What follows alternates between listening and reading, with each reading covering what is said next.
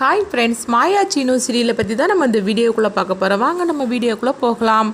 தானா பார்த்தோம்னா கதிருக்கு எப்படியாவது பணத்தை ஏற்பாடு பண்ணி கொடுக்கணும்னு சொல்லிட்டு அவங்க ஒரு பக்கம் கஷ்டப்பட்டுட்டு இருக்கிறாங்க. இன்னொரு பக்கம் பார்த்தோம்னா அவங்க கதிர் லோன் கேட்டு அவங்க பணம் கேட்கவும் உடனே அவங்க சொல்கிறாங்க, உங்களுக்கு பணம் தரதுக்கு நான் தயாராக இருக்கிறேன், ஆனால் உங்களுக்காக சாட்சி சொல்கிறதுக்கு ஒருத்தவங்க வரணும். அது மட்டும் இல்லாமல் அவங்கக்கிட்ட இந்த மாதிரிக்கெலாம் டாக்குமெண்ட்லாம் நீங்கள் கையெழுத்து வாங்கிட்டு வரணும் அப்படின்னு சொல்லவும் உடனே பார்த்தோம்னா கதிர் தன்னுடைய ஃப்ரெண்டுக்கிட்ட கேட்குறாங்க. அவங்களும் சரிடா, உனக்காக நான் இவ்வளோ கூட பண்ண மாட்டேன்னா அப்படின்னு சொல்லிட்டு ஹெல்ப் பண்ணுறதுக்காக வரும்போது அப்போ அவங்க அம்மா தடுத்துருந்தாங்க. இங்கே பாரு, இந்த மாதிரிலாம் நீ ஃப்ரெண்டுக்கெலாம் சொல்லிக்கிட்டு இப்படிலாம் நீ ஹெல்ப் பண்ணக்கூடாது. நாளைக்கு ஏதாவது ஒரு பிரச்சனைனா அப்புறமா நம்ம தலையில் தான் விடியும். அது மட்டும் இல்லாமல் நம்மக்கிட்ட சொத்து வேறு இருக்குது. அப்படி இருக்கும்போது அவங்களுக்கு ஏதாவது பிரச்சனைனா அப்புறமா நம்ம சொத்தை தான் கொடுக்க வேண்டியதாக வரும். அதனால் நீ கையெழுத்து போட்டு கொடுக்கக்கூடாது அப்படின்னு சொல்லியிருந்தாங்க. இதை கெட்டதுமே கதிர் அவங்க ஃப்ரெண்டுக்கிட்ட சொல்கிறாங்க. அதாவது அம்மா பேசினது எல்லாத்தையுமே அவங்க கேட்டுட்டாங்க போலுக்கு. அதனால நீ கையெழுத்து போட வேண்டாம் அப்படின்னு சொல்லவும் அப்போ அவங்க ஃப்ரெண்டு சொல்கிறாங்க, டே என்னை மன்னிச்சிருடா, நான் கையெழுத்து போட்டு தர ரெடியாக தான் இருக்கிறேன், ஆனால் அம்மா பேச்சை மீறி என்னால் எதுவுமே செய்ய முடியாது அப்படிங்கவும், இல்லை பரவாயில்ல, அம்மா பேசினது எதுவும் நீ தப்பாக எடுத்துக்காது அப்படிங்கும்போது இல்லை பரவாயில்ல அப்படின்னு சொல்லிட்டு அவங்க கதிர் ரொம்பவே சோகத்தோடு அங்கேருந்து கிளம்பி வராங்க. அப்போ இங்கே பார்த்தோம்னா தானா இதை பற்றியே நினச்சிட்டு இருக்கும்போது அப்போ அந்த அதிகாரியை பார்க்குறாங்க. அவங்க பார்த்தோம்னா உன்னுடைய பிரச்சனை இதுதானாம்மா, சரி வா நான் உனக்கு பணத்துக்கு ஏற்பாடு பண்ணி கொடுக்குறேன் அப்படின்னு சொல்லிட்டு அவங்க பார்த்தோம்னா பேட்மிண்டன் விளாடுவாங்களா அந்த அதிகாரிகிட்ட கொண்டு அழைச்சிட்டு போகிறாங்க. அப்போ அவங்க சொல்கிறாங்க, இவர் சொன்னது எல்லாமே நான் கேட்டேன், உன்னுடைய நிலைமை பார்த்தாலும் ரொம்ப கஷ்டமாக தான் இருக்குது, நீ எங்களுக்காக பேட்மிண்டன் விளையாடி தரணும், அதுக்காக நான் 5 லட்ச ரூபா பணம் தரேன் அப்படின்னு சொல்லவும் இது கேட்டதுமே அவங்களும் தானாவும் சரி அப்படின்றதாங்க. டாக்குமெண்ட்டில் கையெழுத்து போட்டு நீ 5 லட்ச ரூபா பணத்தை வாங்கிக்கிடுமா அப்படின்னு சொல்லும்போது அப்போ தானா உடனே டாக்குமெண்ட்டில் கையெழுத்து போட்டுறதுக்காக போகிறாங்க. அப்போ அந்த அதிகாரி சொல்லிட்டு இருக்கிறாங்க, இங்கே பாருமா, அந்த டாக்குமெண்ட்டில் என்ன எழுதிருக்குன்னு படித்து பார்த்து நீ கையெழுத்து போடு அப்படிங்கவோ, என்ன சார் இது கூட நான் நம்ப மாட்டேன்னா என்ன, எனக்காக நீங்கள் எவ்வளோ பெரிய உதவி பண்ணியிருக்கிறீங்க, நீங்கள் என்ன ஏமாத்திடுவீங்களா என்ன, அதனால நான் படித்து பார்த்தோம்னா உங்களை அவமானப்படுத்துகிற மாதிரி இருக்கும், அதனால நான் இதில் படித்து பார்க்க மாட்டேன், நான் கையெழுத்து போட தயாராக இருக்கிறேன் அப்படின்னு சொல்லிட்டு தானா கையெழுத்து போட்டு கொடுத்துருந்தாங்க. இதை பார்த்துட்டு அந்த அதிகாரி ரொம்பவே சிரிக்க ஆரம்பிச்சிருந்தாங்க. அதாவது அந்த டாக்குமெண்ட்டில் அவங்க ஏதோ சூழ்ச்சி பண்ணியிருக்கிறாங்க போலுக்கு.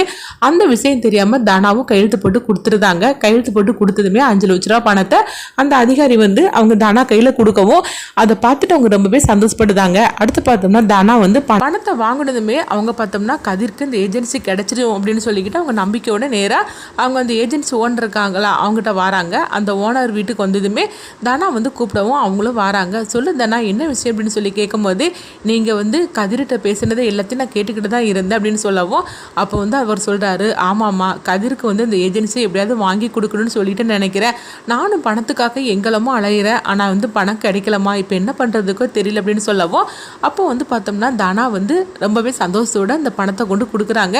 ஏதுமா உனக்கு இவ்வளோ பணம் அப்படின்னு சொல்லி கேட்கும்போது, இது நான் எனக்கு கிடைச்ச சன்மானம், அதாவது இது எந்த தப்பான இதுலேருந்து பணம் வரல, இது நான் கஷ்டப்பட்டு நான் வாங்கின பணம், அதனால இந்த பணத்தில் கதிருக்கு நான் இந்த மாதிரிக்கு ஏஜென்சி வாங்கி கொடுக்கணும்னு சொல்லிட்டு நினைக்கிறேன் அப்படின்னு சொல்லவும், சரிதாம்மா, அப்போ கதிரை அழைச்சிட்டு வா, நீங்கள் 2 பேரும் உங்கள் கையில் தாங்க அப்படிங்கும்போது, இல்லை கதிர்கிட்ட இந்த பணத்தை நான் தான் கொடுத்தங்கிற விஷயம் தெரியக்கூடாது அப்படிங்கிறாங்க.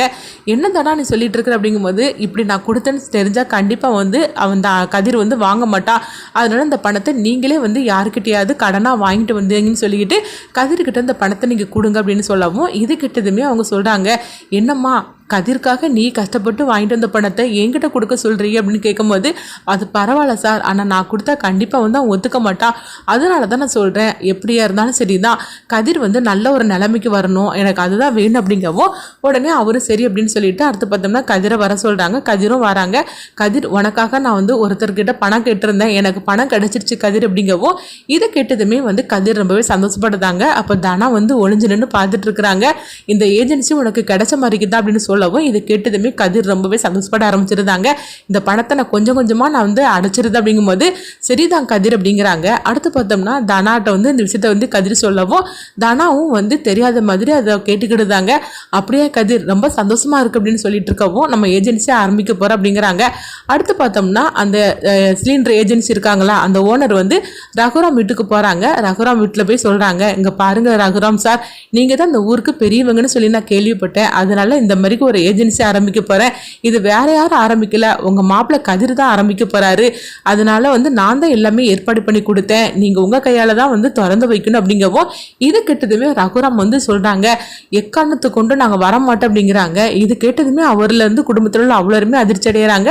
அப்ப பத்மா, பார்வதி, சாரு வழக்கம் போல அவங்க ரொம்பவே சந்தோஷப்பட்டுட்டு இருக்கவும் அப்போ வந்து ரகுராம் கிட்ட அவர் சொல்றாங்க, என்ன சார் இந்த மாதிரிக்கு பேசிட்டு இருக்கீங்க, நீங்க வந்து இந்த கடையை திறந்து வைப்பீங்கன்னு சொல்லிட்டு நான் ரொம்ப சந்தோஷப்பட்டுட்டு இருந்தேன், நீங்க என்ன இப்படி முடிவெடுத்து சொல்றீங்களா அப்படிங்கவும், அதாவது இது வந்து இந்த ஏஜென்சியை நீங்க ஆரம்பிக்கிறதா இருந்தால் கண்டிப்பா வந்து நான் என் கையாலே திறந்து வச்சிருப்பேன். ஆனா நீங்க வந்து இன்னொருத்தன் பேரை சொன்னீங்க பார்த்தீங்களா, அந்த பேருக்காக தான் நான் கண்டிப்பாக நான் வரவே மாட்டேன். நான் மட்டும் கிடையாது, என் மேலே அன்பு வச்சிருக்கிறவங்களும் என் மேலே மரியாதை வச்சிருக்கிறவங்களும் இந்த வீட்டில் இருந்தாக்கி அவங்களும் வரமாட்டாங்க அப்படின்னு சொல்லவும் இது கேட்டதுமே மாயா, ஜானகி, சிவா, அப்புறமா மணி இவங்க எல்லாருமே அதிர்ச்சி அடைகிறாங்க. என்ன மாப்பிள்ளை நீங்கள் இந்த மாதிரிக்கு பேசிட்டு இருக்கீங்க அப்படின்னு மணி சொல்லவும், இங்கே பாருங்க இதில் நீங்கள் தலையிடாதீங்க, நான் கதிர் மேலே எந்த அளவுக்கு கோவத்தோடு இருக்கிறேன்னு உங்களுக்கு நல்லாவே தெரியும். அப்படி இருக்கும்போது என் மேலே மரியாதை வச்சவங்க நீங்கள் வந்து போகக்கூடாது அப்படின்னு சொல்லிடவும் இங்கே பார்த்தோம்னா அந்த ஓனர் வந்து அவங்க வீட்டுக்கு வராங்க. அப்போ கதிரும் தனாவும் கேட்குறாங்க, எங்கள் அப்பா கிட்ட கொண்டு இந்த பத்திரிக்கை கொடுத்தீங்களா, எங்கள் அப்பா வாரன்னு சொன்னாரா அப்படின்னு சொல்லி கேட்டுட்ருக்கவும், இல்லை தனா உங்கள் அப்பா வரமாட்டேன்னு சொல்லிட்டார் அப்படிங்கிறாங்க. இது கேட்டதுமே தனா வந்து அழுக ஆரம்பிச்சிருந்தாங்க. அப்போ கதிர் வந்து சொல்லிட்டு இருக்கிறாங்க, என்ன ஆச்சு இது அப்படின்னு சொல்லி கேட்கும்போது, இல்லை நீ தான் வந்து ஆரம்பிக்க போகிறதா சொன்னேன், அதை கேட்டதுமே வந்து அவர் வரமாட்டேன்னு சொல்லிட்டாரு, அது மட்டும் இல்லாமல் அவர் மேலே மதிப்பு மரியாதையும் வச்சிருக்கப்பட்டவங்க இந்த வீட்டை விட்டு யாரும் போகக்கூடாது அப்படின்னு சொல்லிட்டார் அப்படிங்கவோ, நான் என்ன பண்ணுறதுக்கு, நீங்கள் சொல்லி தான் நான் அந்த மாதிரிக்கு நாங்கள் போனேன், ஆனால் அவர் இப்படிலாம் வந்து பிடிவாதமாக இருப்பார்னு சொல்லி நான் கொஞ்சம் கூட எதிர்பார்க்கவே இல்லை, அவர் உன் மேலே ரொம்பவே கோபமாக இருக்கிறாரு, அதனால தான் இந்த மாதிரிக்கு முடிவெடுத்து சொல்லிட்டாரு, என்னை மன்னிச்சிருப்பா அப்படின்னு சொல்லிட்டு அவர் போகவும் தனா வந்து ரொம்பவே சோகத்தோடு இருக்கிறாங்க. அப்போ கதிர் வந்து சொல்கிறாங்க, தனா நீ வருத்தப்படாத தனா, அப்படிங்கும்போது நம்ம அப்பா வந்து ஏன் இவ்வளோ தூரம் கோபமாக இருக்கிறாரு, நம்மளை மன்னிக்கவே மாட்டாரா, மன்னிச்சு என்னை ஏற்றுக்கவே மாட்டாரா நம்மளை அப்படின்னு சொல்லவும் அப்போ வந்து கதிர் சொல்லிட்டு இருக்கிறாங்க, அவருடைய கோபம் வந்து ஓமலை கிடையாது, ஏமலை தான், ஏமலை இருக்கிற கோபத்தை தான் அவர் காட்டுறாரே தவிர ஓமலை இருக்கிற கோபம் அவருக்கு கொஞ்சம் கூட கிடையாது, ஓமலை இன்னும் ஒரு பாசமாக தான் இருக்காது அப்படின்னு சொல்லவும் எனக்கு நம்பிக்கை இருக்குது தானா, கண்டிப்பாக அவர் வருவார் பார் அப்படின்னு சொல்லும் போது, உண்மையிலேயே நீ சொல்கிறது நடக்கும் அப்படின்னு கேட்கும்போது கண்டிப்பாக நடக்கும், அவர் வருவார் அப்படின்னு கதிர் வந்து தனாவுக்கு ஆறுதல் சொல்லிட்டு இருக்கிறாங்க. இங்கே பார்த்தோம்னா ஜானகியை தான் காட்டுறாங்க. ஜானகி வந்து தனியாக இருந்து அழுதுகிட்டு இருக்கும்போது அங்கே மாயா வராங்க. பெரியமா நீங்கள் அழாதீங்க பெரியமா அப்படிங்கவும், பாத்தியா அவர் எவ்வளோ கோபத்தோடு சொல்லிட்டு இருக்கிறாரு, அவர் கொஞ்சம் கூட வந்து மனசு இறங்கவே மாட்டுக்கிறாரு, அது மட்டும் இல்லாமல் இந்த வீட்டில் உள்ளவங்க யாரும் போகக்கூடாதுன்னு சொல்லிட்டாரு, இப்போ என்ன பண்ணுறதுக்கு தெரியல அப்படிங்கும்போது அப்போ மாயா சொல்கிறாங்க, இல்லை பெரியமா கண்டிப்பாக பெரியப்பா வருவார் அப்படிங்கிறாங்க.